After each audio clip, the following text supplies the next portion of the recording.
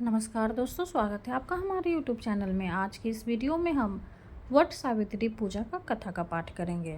विवाहित महिलाओं के बीच अत्यधिक प्रचलित ज्येष्ठ कृष्ण अमावस्या के दिन आने वाली सावित्री व्रत की कथा इस प्रकार है। भद्र देश के एक राजा थे जिनका नाम अश्वपति था। भद्र देश के राजा अश्वपति की कोई संतान न थी। उन्होंने संतान की प्राप्ति के लिए मनोचारण के साथ प्रतिदिन 1,00,000 आहुतियाँ दी।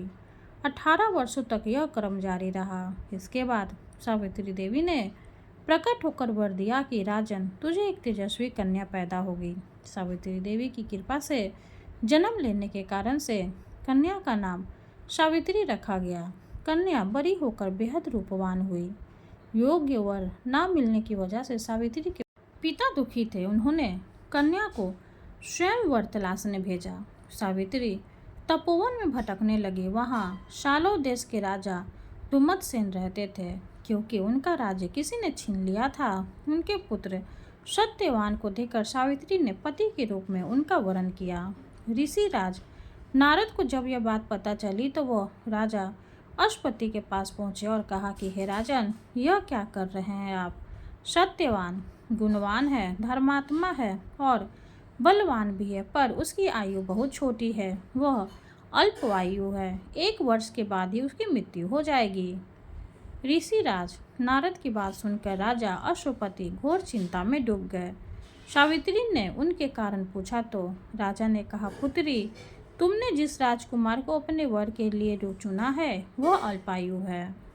तुम्हें किसी और को अपना जीवन साथी बनाना चाहिए।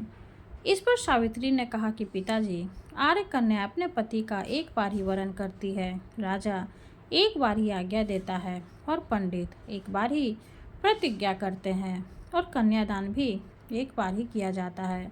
सावित्री हट करने लगी और बोली, मैं सत्यवान से ही विवाह करूंगी। राजा अश्वपति ने सावित्री का विवाह सत्यवान से कर दिया। सावित्री अपने ससुराल पहुंचते ही सास ससुर की सेवा करने लगी। समय बीतता चला गया। नारद मुनि ने सावित्री को पहले ही सत्यवान की मृत्यु के दिन के बारे में बता दिया था। वह दिन जैसे जैसे करीब आने लगा, सावित्री अधीर होने लगी।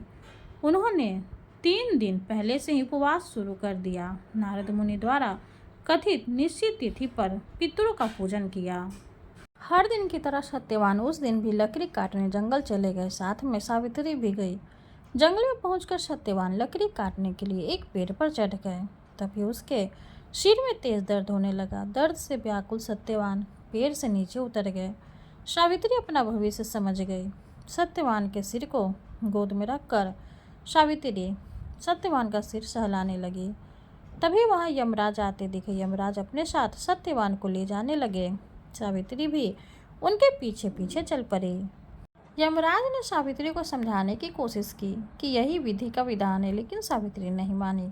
सावित्री की निष्ठा और पति परायण को देखकर यमराज ने सावित्री से कहा कि हे देवी, तुम धन्य हो, तुम मुझसे कोई भी वरदान मांगो। सावित्री ने कहा कि मेरे सास ससुर वनवासी और अंधे हैं, उन्हें आप दिव्य ज्योति प्रदान करें। यमराज ने कहा, ऐसा ही होगा, जाओ अब लौट जाओ। लेकिन सावित्री अपने पति सत्यवान के पीछे पीछे चलती रही। यमराज ने कहा, देवी तुम वापस जाओ। सावित्री ने कहा, भगवान, मुझे अपने पति देव के पीछे पीछे चलने में कोई परेशानी नहीं। पति के पीछे चलना मेरा कर्तव्य है। यह सुनकर उन्होंने फिर से उसे एक और वर मांगने के लिए कहा। सावित्री बोली, हमारे सास ससुर का राज्य छीन गया है, उन्हें पुनः वापस दिला दे। यमराज ने सावित्री को यह वरदान भी दे दिया और कहा, अब तुम लौट जाओ। लेकिन सावित्री पीछे पीछे चलती रही। यमराज ने सावित्री को तीसरा वरदान मांगने को कहा। इस पर सावित्री ने 100 संतानों और सौभाग्य का वरदान मांगा। यमराज ने इसका वरदान भी सावित्री को दे दिया। सावित्री ने यमराज से कहा कि प्रभु, मैं एक पतिव्रता पत्नी हूँ और आपने मुझे पुत्रवती होने का आशीर्वाद दिया है। यह सुनकर यमराज को सत्यवान के प्राण छोड़ने पड़े।